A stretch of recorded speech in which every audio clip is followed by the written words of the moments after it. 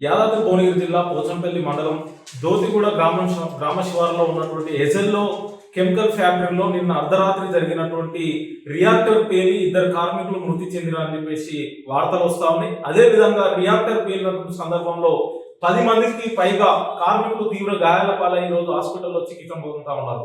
వరుసగా ఘటనలు జరుగుతున్నా అక్కడ ఉన్నటువంటి జిల్లా పిసిబి అధికార యంత్రాంగం కానీ జిల్లా ఫ్యాక్టరీలని ఎప్పటికప్పుడు తనిఖీ చేయాల్సినటువంటి ఫ్యాక్టరీ ఇన్స్పెక్టర్స్ కానీ ప్రభుత్వ అధికారులు కానీ రెగ్యులర్ గా తనిఖీలు చేయకపోవడం వల్ల డేట్ అయిపోయి ఈ రోజు రిపేర్ కు వచ్చినటువంటి రియాక్టర్లను వాడడంతో పదే ఘటనలు జరుగుతున్నటువంటి పరిస్థితి ఉన్నది.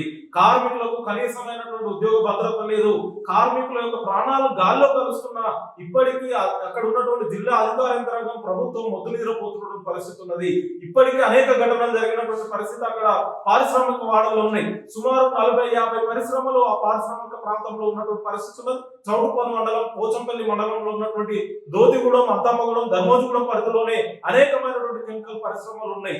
అక్కడ ఉన్నటువంటి పరిశ్రమల్లో రియాక్టర్లు వాడడంలో కంపెనీలు కొత్త రియాక్టర్లను మార్చకుండా వాళ్ళు పదే ఈ పాత రియాక్టర్లు వాడడంతో రియాక్టర్లు పేలడంతో డ్రైయర్లు పేలడంతో కార్మికుల యొక్క ప్రాణాలు పోతున్నటువంటి పరిస్థితి ఉన్నది.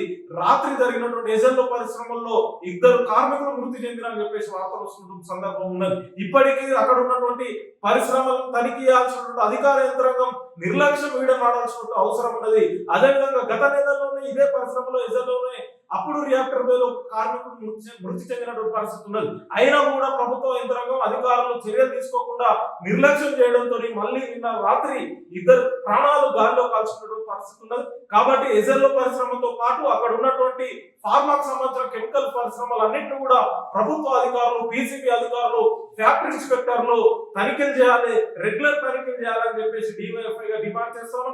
చనిపోయినటువంటి కార్మికుల కుటుంబాలని పరిశ్రమల యజమానులు ప్రభుత్వం ఆదుకోవాలి. అదేవిధంగా తీవ్రంగా గాయపడి హాస్పిటల్లో చికిత్స పొందుతున్నటువంటి కార్మికులకు మెరుగైనటువంటి చికిత్సను అందించాలని చెప్పేసి, అదేవిధంగా ఇలాంటి ఘటనలు పునరావృతం కాకుండా అధికార యంత్రాంగం ప్రభుత్వం కఠిన చర్యలు తీసుకోవాలి. పరిశ్రమల్ని అక్కడి నుంచి తరలించాలి.